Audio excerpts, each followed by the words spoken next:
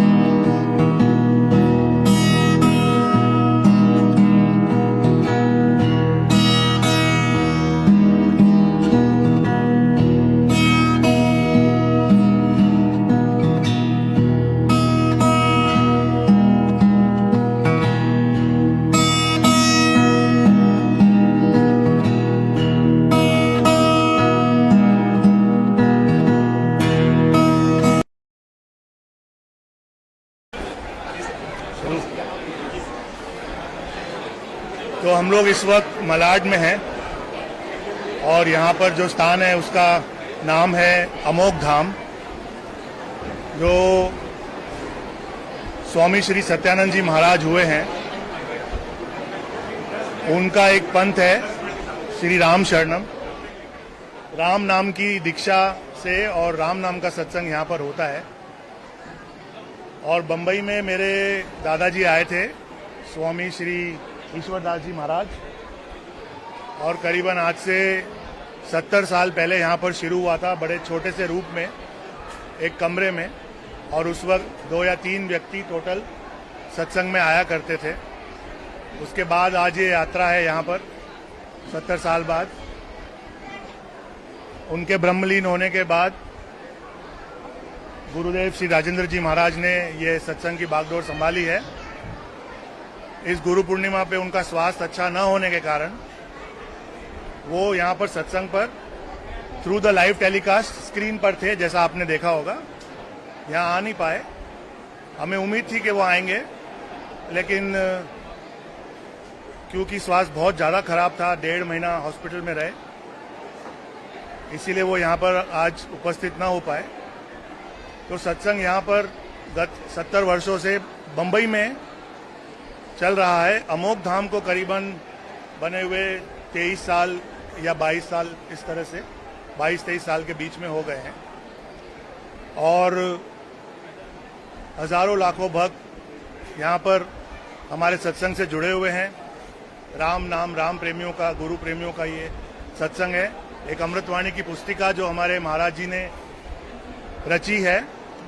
तो आज हमारे लिए इम्पोर्टेंस इस बात की है कि जिसे कहते हैं इंग्लिश में एनलाइटमेंट, और महाराज जी के टर्म्स में उसे हमने कहा है साक्षात्कार दिवस। उनकी अपनी वाणी है सन 1925 में, सन 1925 की व्यास पूर्णिमा पर, जो कि उस दिन की तारीख थी 7 जुलाई 1925। उसमें प्रातः में जब वो ध्यान लगा के बैठे थे डलहौजी के आसपास, तो उनको उस वक्त एक नाद सुनाई पड़ा जिसमें कि गूंजा उन्हें राम मंत्र। और उससे पहले उन्होंने कई तरह के प्रयोग किए धर्म के विषय में, कई तरह की फिलॉसफीज से जुड़े, कई तरह के धर्म उन्होंने पढ़े, उन्हें जानने की कोशिश की, कई आश्रमों में रहे। उसके बाद उनका, जिसे कहते हैं कि ये मोमेंट ऑफ क्लैरिटी और एक परमात्मा का साक्षात्कार हुआ, और उस दिन का दिन है और आज ये समय है। तब से वो राम पंथ शुरू हो गया। एक इष्ट उनके बन गए राम, और राम नाम का उन्होंने पूरा उस जमाने में ज़्यादातर प्रचार उत्तर भारत में किया, और उसके बाद फिर ये प्रचार आज पूरे विश्व में होता है। उसके कुछ समय बाद उन्होंने एक रचना की जो कि अपने आप में एक महाकाव्य राम नाम पर माना जाता है, जिसका नाम है अमृतवाणी। बड़ी छोटी सी सरल सी पुस्तिका है, लेकिन हम भक्तों का ये मानना है कि उसमें जीवन का, हर परिस्थिति का, हर प्रॉब्लम का, हर अच्छी बात का सल्यूशन है। वो ऐसी चीज है जो पैदा होने पर भी हम गाते हैं और किसी के गुजर जाने पर भी गाते हैं। उसी के अंदर सब कुछ समाया हुआ है, और राम नाम पर इससे अच्छा काव्य, इससे अच्छी रचना हम लोगों को कोई और नहीं लगती। तो उसी की मान्यता है। यहाँ पर हर संडे गुरुदेव के सानिध्य में सत्संग लगता है। इससे पहले हमारा सत्संग नडियाद वाला कॉलोनी में, जो एसवी रोड पर मलाड वेस्ट में है, वहाँ लगा करता था। कई साल लगा, फिर ये स्थान निर्माण हुआ, अब यहाँ लगता है। सभी आमंत्रित हैं, सभी आमंत्रित रहते हैं। जिसकी इच्छा करे भगवान का नाम का रस लेने की, गुरुओं का आशीर्वाद लेने की, तो यहाँ आ सकते हैं, आनंद ले सकते हैं। जैसे हमने देखा योगेश जी भी आए थे। हाँ,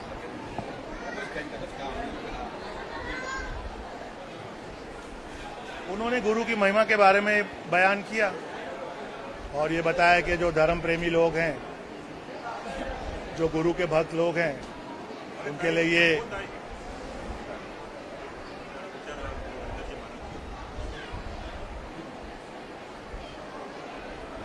उस विषय में उन्होंने बताया।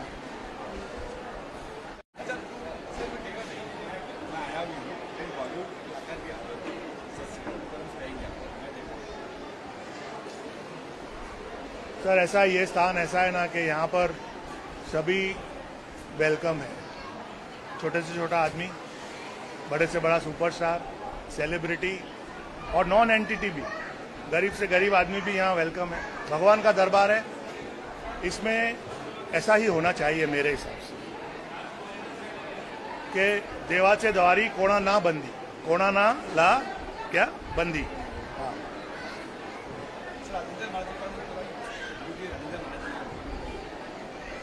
राजेंद्र जी महाराज जी बहुत अपने पिताजी श्री ईश्वरदास जी महाराज की वजह से बहुत छोटी सी उम्र से ही इस राम नाम से जुड़ गए। जो हमारे बड़े स्वामी जी हैं, स्वामी सत्यानंद जी महाराज, उनके सत्संग में भी वो as an infant, as a small child गए हुए हैं, तो उन्हें भी डायरेक्ट आशीर्वाद स्वामी जी से मिला हुआ है। 1951 में उनका जन्म हुआ है और 1960 तक या 61 तक स्वामी जी सत्संग करते रहे। तो उस दौरान उन्होंने स्वामी जी के अंडर भी सत्संग अटेंड किया एज अ चाइल्ड। उसके बाद जब ईश्वरदास जी ने सत्संग संभाला यहाँ बम्बई में, तो उन्होंने उनका पूरा साथ दिया। उच्च कोटि के शिक्षित व्यक्ति हैं, इंजीनियरिंग की हाईएस्ट डिग्री उन्होंने बम्बई के बहुत नामचीन कॉलेज VJTI से करी थी। अपने ज़माने के बहुत बड़े इंडस्ट्रियलिस्ट भी रहे। उसके बाद उनके पिताजी के ब्रह्मलीन होने के बाद उन्होंने फिर ये सत्संग संभाला। उस ज़माने में भी ये सत्संग बहुत मीडियम लेवल पे होता था। फिर उन्होंने अपने विजन से, अपनी मेहनत से, अपनी भक्ति से, अपनी ऑरा से इसको और बहुत विशाल रूप दिया और बहुत लोगों का कल्याण हुआ है इस सत्संग से जुड़ने से। और ये सारी जो श्रृंखला है गुरुओं की, ये वाली जो गुरु परंपरा है, ये हमारा एक बड़ा सच्चा दरबार माना जाता है। बहुत जागृत संत माने जाते हैं यहाँ पर, तो उसकी बड़ी गरिमा है जो मैं सोचता हूँ कि सुनने वालों को भी, सुनाने वालों को भी हमेशा बनाए रखनी चाहिए। युवा वर्ग के लिए काफी पीछे है इस मामले में। जब भी कोई सत्संग है या कोई जाना है तो मना करता है, उन्हें क्या कुछ करता है, कैसे वो दरबार तक आए। देखिए, ये सामाजिक परिवर्तन है। धीरे धीरे ओवर द इयर्स ये बदलाव आया है देश में। ये केवल सत्संग को लेके नहीं आया है, और भी बहुत सारी चीज़ों में, सांस्कृतिक चीज़ों में आया है। तो देखिए, ज़माने के हिसाब से थोड़ा अगर हम सोचेंगे तो हर परिवार अपने बच्चे को आगे बढ़ाना चाहता है, आगे तो बढ़ाना चाहता ही है। और बहुत ज़्यादा एजुकेशन, अब थोड़ा वेस्टर्न पैटर्न पे हम चल रहे हैं और इंडिया की इकोनॉमी की ग्रोथ भी बहुत अच्छी हो रही है। कई देशों में हम अब अग्रसर हो गए हैं। मेरे ख्याल से अब तीसरी या चौथी पोजीशन तक इकोनॉमी तो आ गई है। तो वो भी कमाल युवाओं ही किया है, और कोई ज़माने में जो आज वृद्ध हो गए हैं उन्होंने किया, जब वो युवा थे वो करते आए। ये कंटिन्यूस प्रोसेस है। मेरा अपना खुद का ये एक्सपीरियंस है कि हम लोग भी अच्छे पढ़े लिखे मॉडर्न स्कूलों में, इंग्लिश मीडियम में पढ़े हुए हैं। एक पॉइंट ऑफ टाइम में लाइफ पे जब हम आते हैं तो हम लोगों को ये सब बातों से थोड़ा रिपल्शन होता है, क्योंकि हमें दूसरी चीज़ें ज़्यादा दिखती हैं और वो एक नेचुरल कोर्स ऑफ एक्शन है। उसमें कोई ज़्यादा अतिशयोक्ति कर देते हैं कि ज़्यादा बोल जाते हैं, और कोई समझदार व्यक्ति हैं जो उनका मन लगे ना लगे ज़बान से ज़्यादा उसका विरोध नहीं करते, बस उनकी प्रेजेंस कभी कभी होती है या फिर नहीं होती, एब्सेंट हो जाते हैं।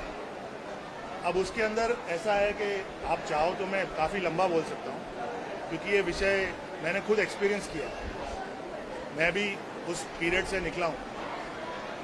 तो एक पीरियड ऑफ बोर्डम होता है शुरू में, जब बात के ज्ञान से नहीं आप जुड़े हुए हो या उसके तथ्य से आपको इतना लेना देना नहीं है, आपको सिर्फ ये देखना है कि आपको कितनी मस्ती आ रही है, कितना मजा आ रहा है। दूसरे ऑप्शंस क्या हैं, जिसको बोलते हैं पीयर प्रेशर भी होता है कि सब लोग तो सत्संग में नहीं जाते हैं, तो जो बेचारा एक जाता है उसको लोग बोलते हैं यार तू ये क्या करता है, क्यों जाता है। तो उसमें युवा से ज्यादा उसके परिवार का रोल होता है, माँ बाप का रोल होता है, दादा दादी का रोल होता है, बड़े भाई बहन का रोल होता है कि उस बच्चे को थोड़ा थोड़ा एकदम एक साथ सारी डोज आप नहीं दे सकते, थोड़ा थोड़ा इसे टच में रखें। कभी महीने में एक बार ले आए, कभी कोई उसके सामने कोई धर्म की बात कर ली, कोई अच्छी बात सुन के आए सत्संग में तो उसको भी सुना दी, शेयर कर दी। ऐसे धीरे धीरे स्लोली आप उसको टच में रखिए, इंट्रोड्यूस रखिए सत्संगों से। फिर धीरे धीरे अपने आप थोड़ी रुचि जनरेट होती है। जब आदमी थोड़ा और बड़ा होता है, जवानी के मजे लेता है जिसे कहते हैं हम विषय विचार, वो भी जरूरी है, क्योंकि उसमें से गुजरेगा तो अंधेरे में से गुजरेगा तो उजाले का मतलब समझ में आएगा उसको। अगर उसने जीवन से शुरू से लेकर अंत तक उसे केवल उजाला देखा है तो उसकी उतनी इम्पोर्टेंस शायद उसके लिए ना हो जितनी कि अगर एक डार्क पैच उसने लाइफ में देखा है। उसके बाद उसको अगर, तो मैंने ऐसे बहुत देखे हैं लोग जो कोई ना कोई तरह से फिर चोट खा के या अपनी खुद की रुचि से या फिर बहुत देख लिया दुनिया के रंग, बहुत कमा भी लिया, तब मुड़ के आ जाते हैं। कभी कोई अचानक ऐसा क्षण बन जाता है उनके जीवन में कि उनको कोई चीज़ अच्छी लगती है, कहीं और गए होते हैं, किसी और मंदिर में, किसी और गुरु के पास, छोटी सी बात समझ में आ जाती है, वहाँ से वो शुरू हो जाते हैं। ऐसे बहुत युवा यहाँ पर हैं जो अब युवा नहीं है, 50 के हैं, 45 के हैं, जो बीच में गायब हो गए। अब जैसे सबसे बड़ा एग्जाम्पल है कि हमारे यहाँ पर चौथी पीढ़ी आ रही है, क्योंकि 70 साल हो गए और हम लोग भी परिवारों से उतने सालों से जुड़े हुए हैं, क्योंकि 50 साल पहले इनके परदादा आते थे, किसी के परदादी आती थी, किसी का नाना आता था, किसी की नानी आती थी। तो उसमें से चलो समझो उनका परिवार 20 जन का है, तो 20 नहीं तो 5 तो आते हैं। वो 5 तो वो वाले ना जो जुड़ गए, जिनको रुचि आ गई। पर वो हुआ किस वजह से? क्योंकि जब वो छोटे थे उनको किसी बाबा ने, नाना ने, किसी बाप ने, किसी माता जी ने अपने साथ ले आए, यहाँ बिठा दिया, गुरु जी से आशीर्वाद दिला दिया, बातचीत होती रही, लगन लगती रही, फिर उन्होंने शिविर अटेंड किए।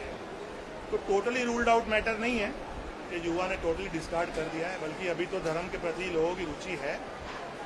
एक और प्रॉब्लम है कि बेचारा युवा कहीं जाता है तो उसे शायद वो उसके अंदर उतनी सच्चाई नज़र नहीं आती, पाखंड नज़र आता है, ढोंग नज़र आता है।